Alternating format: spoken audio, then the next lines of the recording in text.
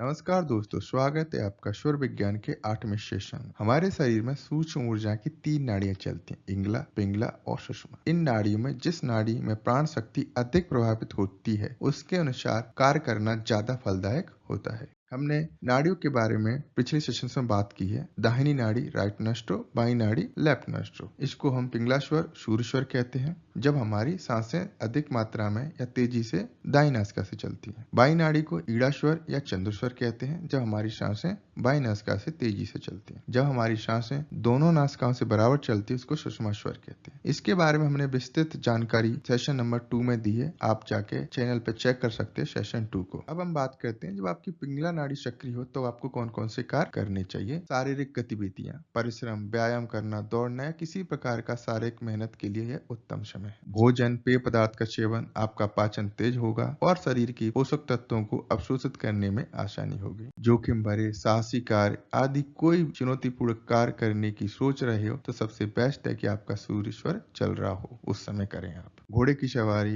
या motor bike, car कोई भी आप ड्राइव करो तो सूर्य स्वर के अंदर करो। व्यापार करने और लेन देन के लिए भी ये सबसे उत्तम समय माना जाता है। विरोध प्रतिरोध, किसी मुद्दे पर बहस करना, कोई मैथमेटिक्स पढ़ना है, आपको डाटा एनालिसिस करना है या कैलकुलेशन करना, फसलें बोना, खेती से जुड़े अन्य कार्यों के लिए भी सबसे बेस्ट है सूर्य स्वर। को कम डिस्टेंस की यात्रा करनी है, सत्कर्म या कुंजल क्रिया करनी है। जब आपकी ईड़ा नाड़ी सक्रिय हो तो आपको कौन कौन से कार्य करने चाहिए। पानी पीना या पेशाब करना, बिस्तर से उठना, शांत काम करना, खास करके वो जिनमें क्रिएटिविटी, रचनात्मक से जुड़े कार्य हैं, वो कार्य आपको ईड़ा नाड़ी में करने चाहिए। आभूषण खरीदना, दान देना, दूसरों की मदद करना, लंबी यात्रा पर जाना। जब आपको छोटी यात्रा में जाना है तो सूर्य स्वर, जब आपको लंबी यात्रा जाना है तो आपको ईड़ा या चंद्र स्वर चाहिए। जैसे आपको किसी दूसरे देश में जाना है, मंत्र जाप करना है, गुरु से मिलना है, इलाज और दवाई लेना है, उस समय आप कोशिश करो कि आपकी चंद्र नाड़ी चल रही है। गायन, वादन, संगीत, रचना या सुनना, बीज बोना, धार्मिक अनुष्ठान, पूजा, विवाह, दीक्षा लेना, बड़ों से बातचीत करना, मन मुटाव को सुलझाना। जब सुषुम्ना या शून्य नाड़ी सक्रिय होती है तब हमें क्या करना चाहिए। जब स्वर दोनों